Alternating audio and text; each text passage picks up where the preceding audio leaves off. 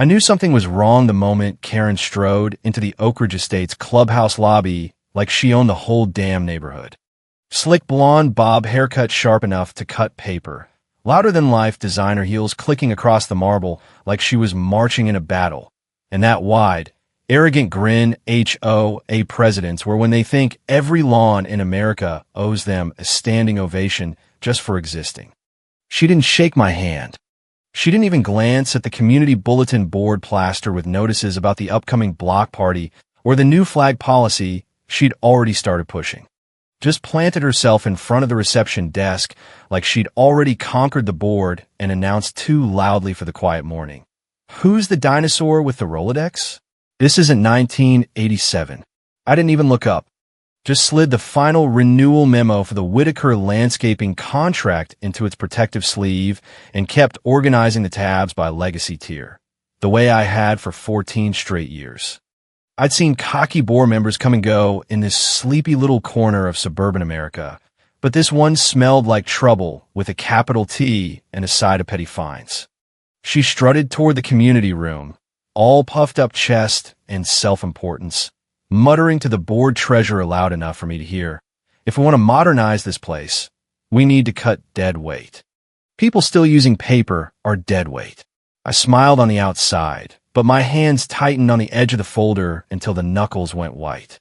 Because that morning the Whitaker contract had landed, signed, sealed, $13.2 million over 5 years to keep every lawn, every pool, every common area hedge in perfect shape across all 312 homes. And I was the only soul Harlan Whitaker would even speak to. Before we go any further, do me one favor. Tap that subscribe button and smash the like. It's free, takes 2 seconds, and keeps stories like this alive so the next Karen thinks twice. Thanks from the whole team. Now back to the Queen of Rules. See, I wasn't some stubborn relic hoarding yellowed index cards out of nostalgia. That Rolodex held the trust of 34 families who had stuck with our HOA through 3 recessions for board coups and more ridiculous violation letters than I care to count. My Blue Tab group, legacy residents and vendors, had never once renewed a single contract with an email blast. It was always phone calls at dusk, firm handshakes at the gate, and if you were really lucky, a quiet breakfast out at Harlan Whitaker's ranch where he didn't let a soul pass the cattle guards without knowing their grandpa's middle name and what their dog's favorite treat was. I'd been invited 4 times. Karen wouldn't have lasted 30 seconds before he sicked the dogs on her. Every big maintenance deal the board toasted during those fancy quarterly Zoom calls, I had a quiet fingerprint on it. Never in the press releases, never in the group photos, but when their 3rd largest vendor almost walked over a misquoted clause last spring, who fixed it at 2 a.m. with a handwritten note and a promise of peach cobbler? Me. When old Mr. Langley ghosted the entire board for 6 weeks over a barking dog complaint, I sent 1 letter on real stationery and got a call back in 3 days. Contract renewed in 5. But none of that mattered to Karen. She came from a shiny new school of HOA management apps and neighborhood Facebook group flexes where relationship meant automated violation tickets and instant $75 fines for grass 1/10 of an inch too long. She saw my system and actually laughed out loud in the middle of the clubhouse. Outdated garbage, she called it, loud enough for the part-time receptionist to flinch. She even leaned over and asked if I knew what a database was, like I'd been living under a rock since dial-up. I didn't answer. Just flipped calmly to the green tabs, regional vendors, the ones who usually stayed quiet unless someone messed with their freight terms or tried to replace them with some cheap app-based startup. They'd walked away from deals before. And guess whose name was still inked in every single vendor agreement? Mine. Then the finance email hit my inbox like a polite little landmine. Hey, just confirming March commission disbursement amounts. Please verify before next week. That had never happened before. Not once in 14 years. Something about the wording prickled the back of my neck the way only HOA red tape can. I reread it twice, then pulled the black binder from 2012 out of the bottom drawer, the one coated in a decade of dust. Section 9B stared back at me, clear as day. Termination without cause within 45 days of fiscal year commission disbursement shall trigger full payout as if employed for the entire term. My signature, the original Chairman Reginald Thorne's faded blue ink signature, and the Whitaker launch memo stapled right to the back. I sat there for a long minute, the clubhouse air conditioner humming like it was holding its breath. I didn't get angry. I didn't even feel surprised. Just printed the page, slid it into my briefcase, and waited. Because I'd watched enough shiny new board members storm in hot, burn bright, and forget the one truth that never changes in any neighborhood. The only currency that lasts is trust. And that Rolodex wasn't garbage. It was gold wrapped in decades of quiet favors. Karen took over the board like a kid handed the keys to a Ferrari she didn't know how to drive. First week, she renamed the whole management system Strategic Community Optimization Platform. No one knew what it meant, but we all got a group text with a new logo, 2 arrows chasing each other in a circle like a bad stock photo of synergy. The same day, she scheduled 30-minute one-on-ones with everyone from the part-time gardener to the senior board members. I wasn't on the list. Instead, her assistant pinged me. Karen would like a full digital export of all current resident relationships and vendor communication histories due by Friday. I stared at the message until the words blurred. My system wasn't digital.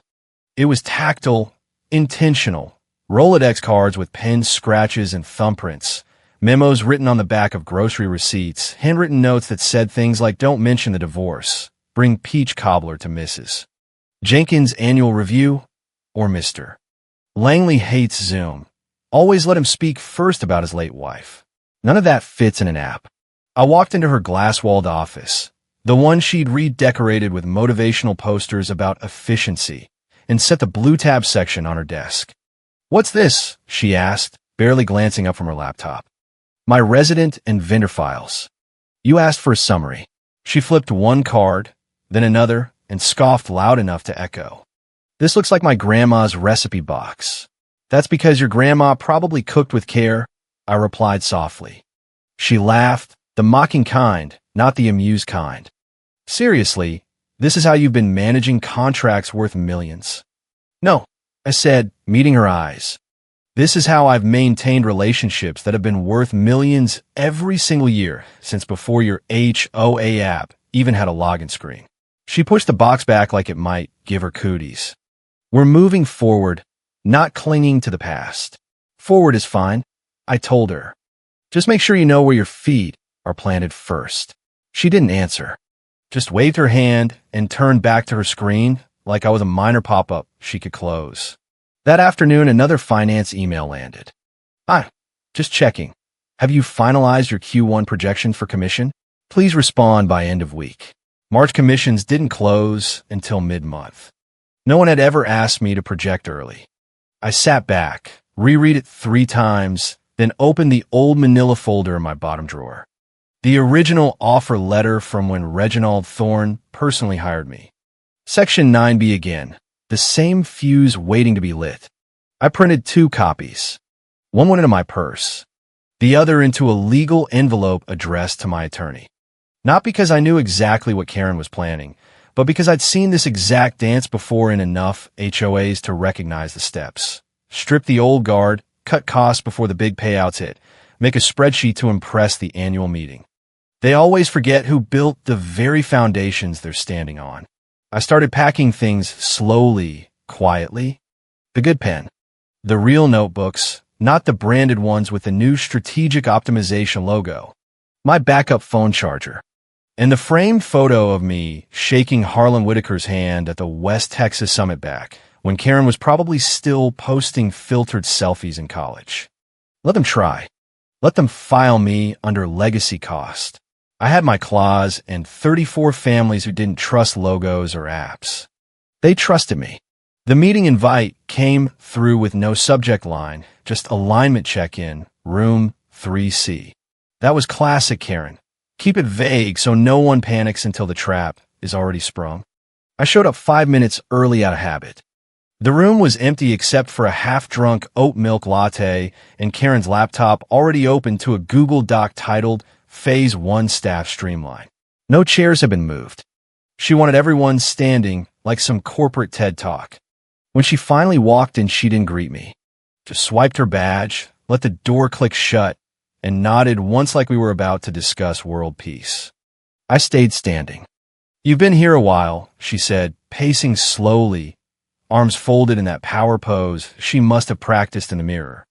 "And I respect that. Legacy knowledge, tribal memory, all that. But we're scaling now. We need agile thinkers." I raised one eyebrow and said nothing.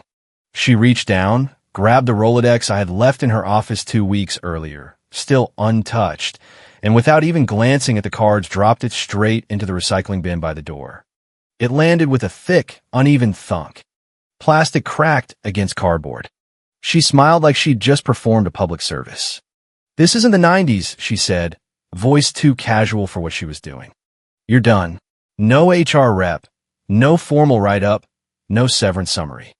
Just, you're done." Like I was a bad habit she'd finally kicked. I didn't flinch. I knew exactly why. They were trying to clear the decks before March 10th when the big disbursements locked. What she didn't know, what no one had bothered to research, was that Section 9B was now a live fuse, and she had just lit it with both hands. I walked to the bin, bent down, rifled through the papers until I found the blue tab for Harlan Whitaker. My sharpened notes still visible. Trust has time, not pitch. No rush closes, no PowerPoint. Knows cattle better than people. Let him speak first. That card had seen 6 renewals, each one personally signed in fountain pen. His family didn't do e-signatures. They did handshakes and ink. I tucked it into my coat pocket. Then I turned to Karen and said, "Congratulations." She blinked. "For what?" "For making your first executive decision," I replied, voice steady. "Good luck with the renewals." I walked out before she could puff up again. Back at my desk, I didn't pack a box. My things had been trickling home for days. All I left behind was a framed thank you note from Harlan and an embossed paperweight that read "Relationship First." It had been a gag gift years ago. Now it felt like a gravestone. Reception didn't ask where I was going. They just held the door the way they always had. I stepped out into the parking lot, thumbed the card in my pocket, and checked the time, 11:42 a.m., March 3rd, exactly 7 days before commissions locked and 44 days before the clause window closed. Timing, Karen. Timing is everything. They didn't see it coming. At 12:57 p.m., 3 hours after Karen's little power play, my attorney sent the email. Subject, line bold and sharp. Section 9B, termination precedent. It landed in the inboxes of the board treasurer, head of finance, Karen's father, Reginald Thorne, still listed as honorary chairman even though most people thought he'd retired, and the longtime assistant who still controlled the executive calendar. Attached were 4 files. The first, my original employment contract, signed on real paper, scanned clean, Section 9B circled in red. The second, a tidy PDF of call logs showing my interactions with every legacy resident and vendor, including Harlan, from January through March, all time-stamped and tied directly to active renewals.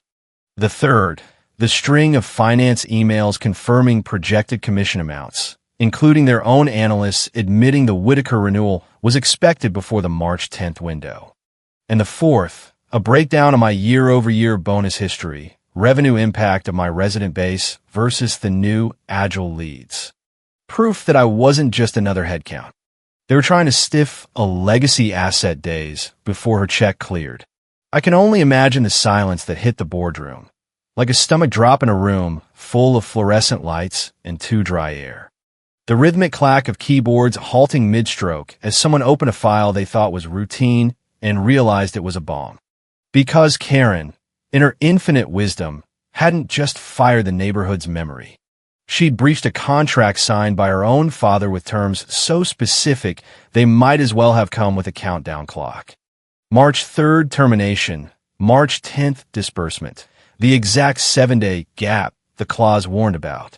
Textbook. Enforceable. At 10:04 p.m. The board's legal replied with one sentence.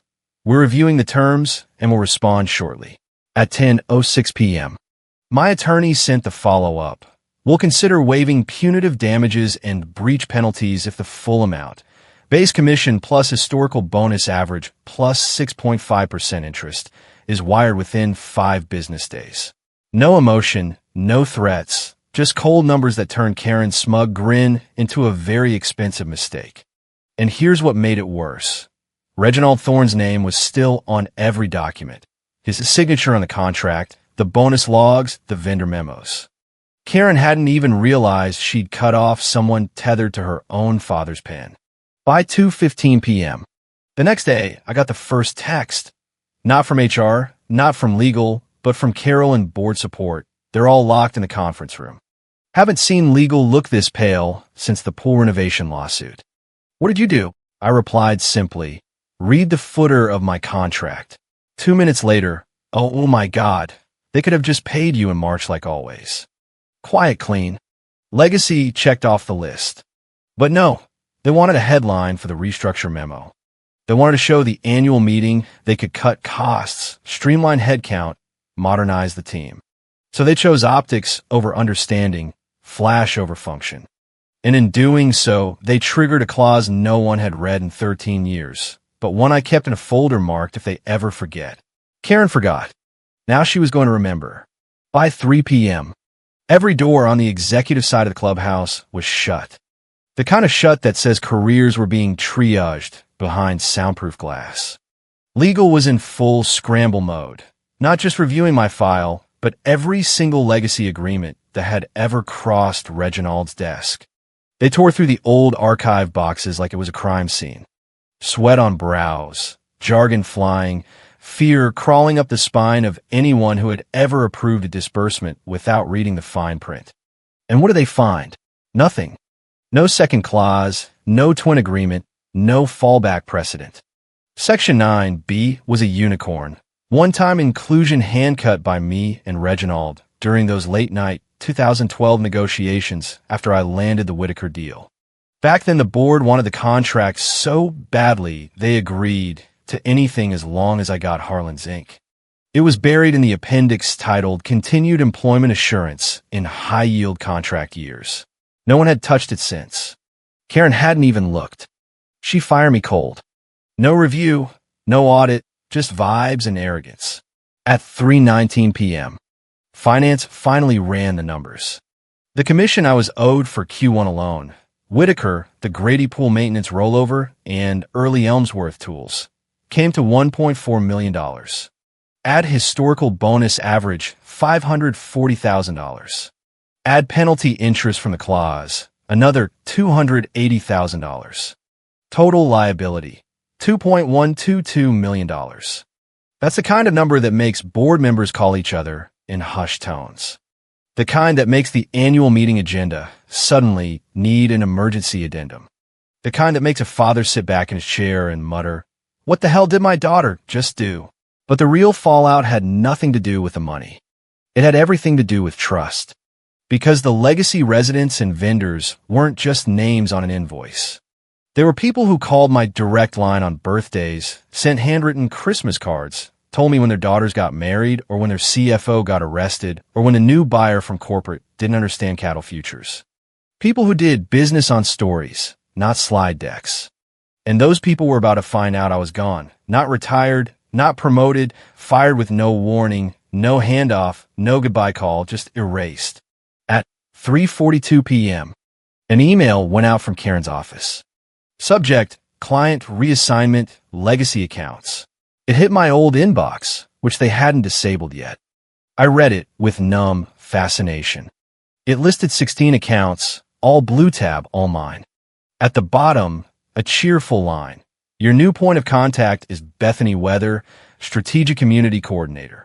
Bethany had been hired last November. She once asked me if Whitaker was a hedge fund. Didn't know what a cattle futures contract was. Thought Harlan Whitaker was the guy with the bourbon company. I stared at the email for a long moment, then hit forward to Harlan. No subject, just one sentence. Thought you'd like to know who's calling next week.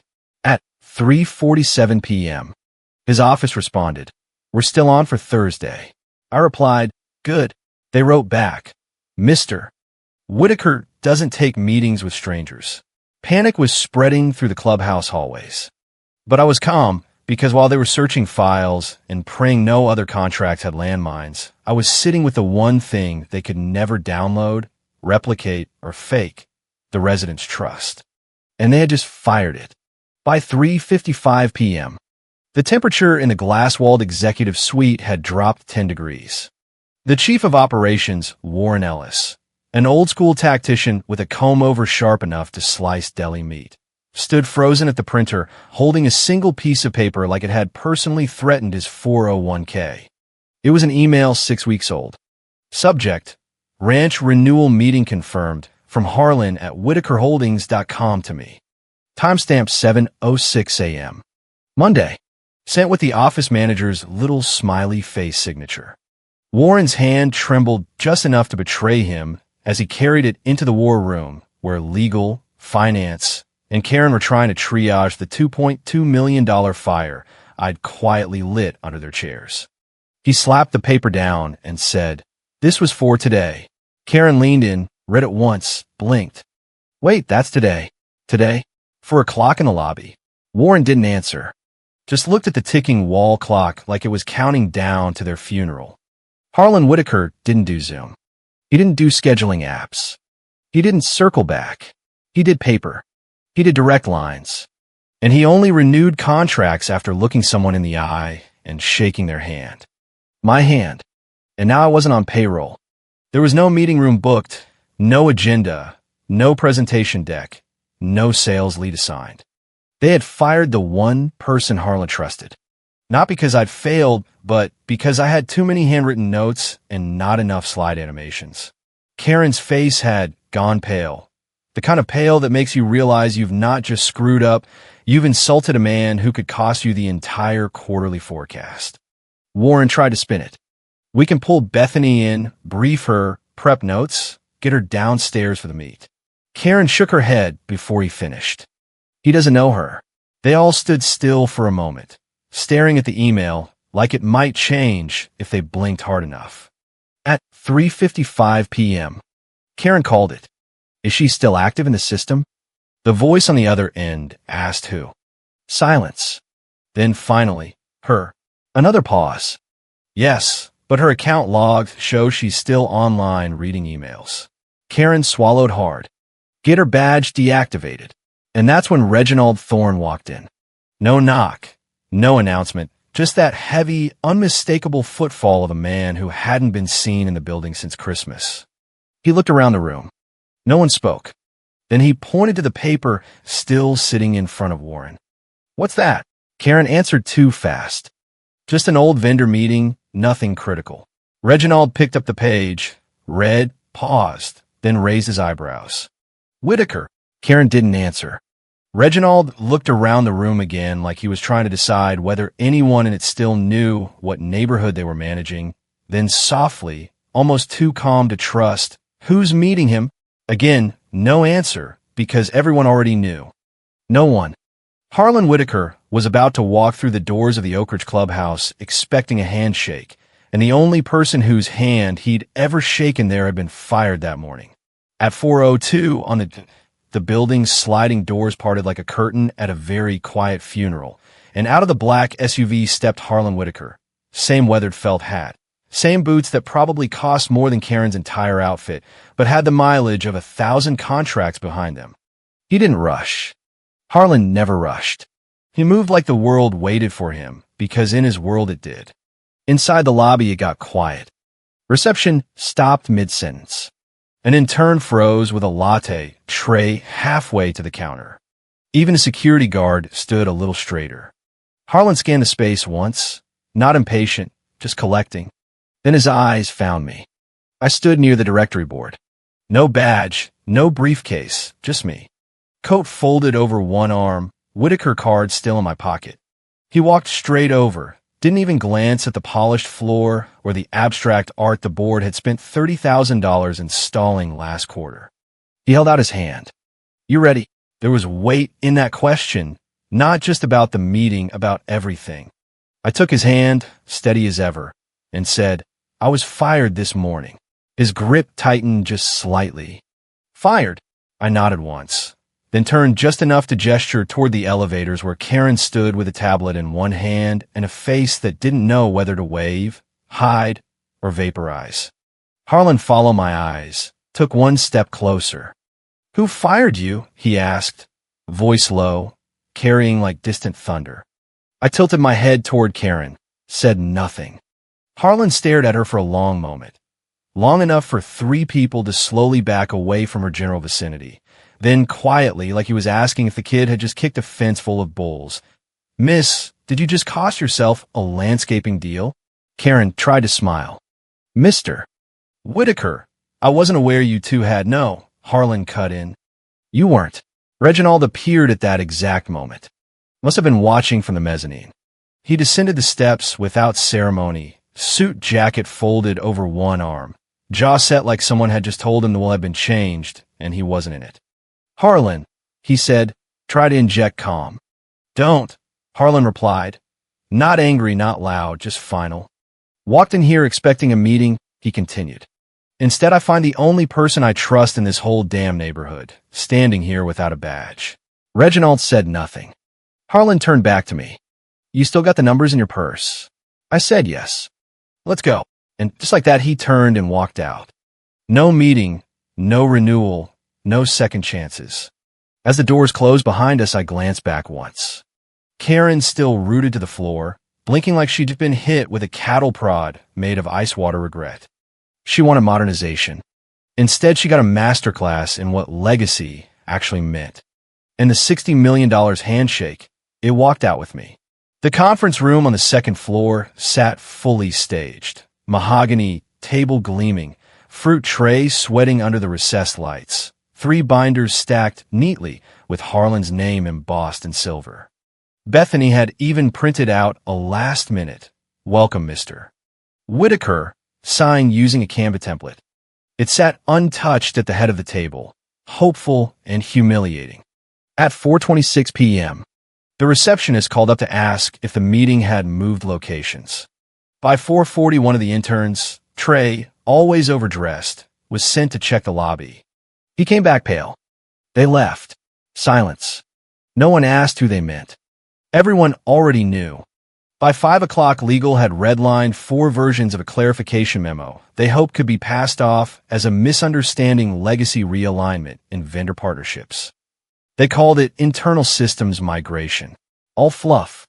All too late. At 5:14 p.m., Harlan's office sent their reply. Subject line, renewal. Body, we'll be reviewing other partners moving forward. Trust is earned, not bought. No salutation, no signature, no second paragraph. The legal team just stared at it like they thought it might finish loading with better news. By 6, Reginald walked back in. Not storming, not shouting, just quiet. He looked older in that moment, shoulders not quite square. His eyes swept the room like he could still see Harlan standing there, hat in hand, ready to sign. "Which one of you thought it was a good idea," he said softly, "to fire her without reading her contract?" No one answered. Bethany stared at the floor. Warren busied himself with his glasses. The GC opened her mouth, then closed it, realizing there wasn't a single clause that could be cited in defense. And Karen, she just sat there, elbows on the table, fingers steepled like she was praying the ceiling would cave in and bury the day before it could make the annual report. Reginald turned toward her. "You fired her," he said again, 7 days before commissions. "You didn't check with legal. You didn't check with me. You didn't check with the people who know what the hell the Whitaker and Grady and Elmsworth contracts even mean." Karen tried to speak, but it came out as a shrug, disguised as posture. "She had a Rolodex," she mumbled. "We're trying to modernize." Reginald closed his eyes for a long time. Then he opened them, fixed them squarely on his daughter, and said something that didn't sound angry. It sounded tired. That Rolodex paid for this clubhouse. No one spoke after that. No one dared. The lights above the conference table flickered once. Someone coughed. The fruit tray sat untouched. A single grape rolled off onto the carpet. It was the only thing that moved in the whole room. The meeting Harlan never attended would be recorded in the system as no-show client cancellation. But everyone there knew the truth. They didn't just lose a deal. They lost what held the deals together. And the person who held it, she wasn't coming back. The wire hit my account at 9:12 a.m. Friday morning. No memo, no note, just a transfer ID and a balance that confirmed every decimal of what I was owed, commission, bonus average, and a tidy 6.5% penalty for the insult. The board didn't try to negotiate. They knew better. You don't argue with a sign clause and a vendor list that walked out your front door on a Wednesday afternoon. I didn't reply. I didn't send a thank you.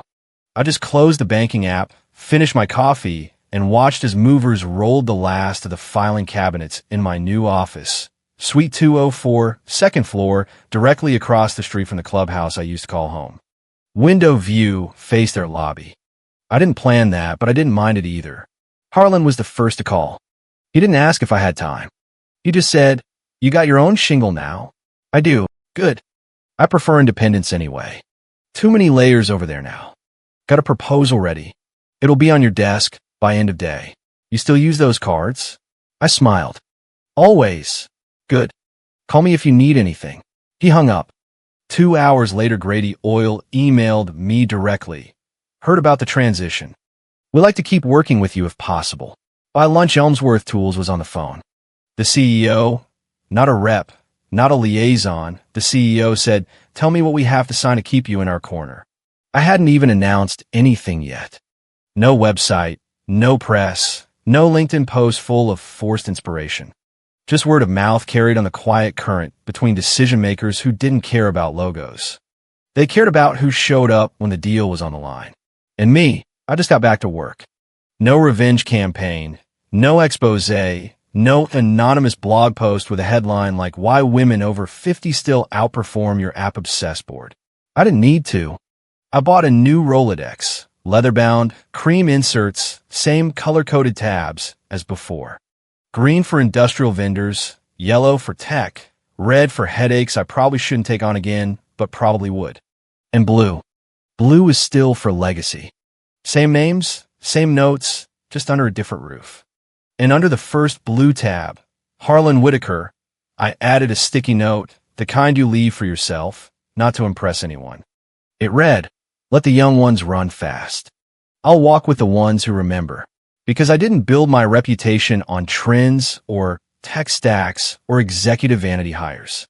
I built it on handshakes, on showing up, on remembering whose kid broke their arm in '08, who lost their dog in '17, and who needed a reminder call the week before renewal because they always forgot on purpose. And now they remembered me. The Oak Ridge board will still have their meetings, their glass conference rooms, their digital dashboards with red zones flashing for every blade of grass out of line. But the real deals, the ones that keep the neighborhood running, they cross the street now. Across the road in my little suite, the phone started ringing the very next Monday. First Mrs. Jenkins, then Mr.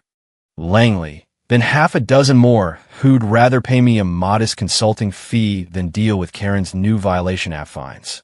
Harlan sent the first big contract over by courier. Same handshake terms, same peach cobbler clause. By the end of the month, I had more business than I could handle, and the board was quietly rewriting bylaws to try to stop the bleeding. They never could, because you can digitize every rule in the world, but you can't digitize trust. Karen tried one last power move, sent a certified letter demanding I cease and desist contacting her residents. My attorney replied with a single page, a copy of Section 9B and the wire transfer receipt. The letter never came back. Reginald stopped by my new office one afternoon, hat in hand, looking older than I'd ever seen him. He didn't apologize with words. He just sat across from me, looked at the new Rolodex on my desk, and said quietly, "I should have read the fine print." I poured him coffee and slid the blue tab card for his own ranch across the desk. "You still can." He took it, smiled for the first time in weeks, and left. The neighborhood settled into its new rhythm. Lawns stayed green, not because of automated tickets, but because people called me when the sprinklers broke. Pool parties happened without 3-page permission slips. And every time I drove past the clubhouse and saw Karen's new modern HOA banner flapping in the wind, I couldn't help but smile. She wanted to modernize. She got a front row seat to what happens when you throw away the only thing that ever really worked. So if you're watching this and you live in an HOA run by Karen who thinks an app can replace actual human connection, take this as your warning and your hope. Keep your Rolodex. Keep your notes. Keep your relationships. Because one day the board might try to throw you in the recycling bin, but the moment they do, the real currency of any neighborhood will walk right out the door with you. And the Karen left standing in the lobby, she'll finally understand what legacy actually costs. Thanks for watching. If this story hit a little too close to home, drop a comment with your own HOA horror tale. I read every single one. Subscribe, hit the bell, and I'll see you in the next one where another Karen learns the hard way that you can't find your way to respect. Stay smart out there, neighbors. Your Rolodex is watching.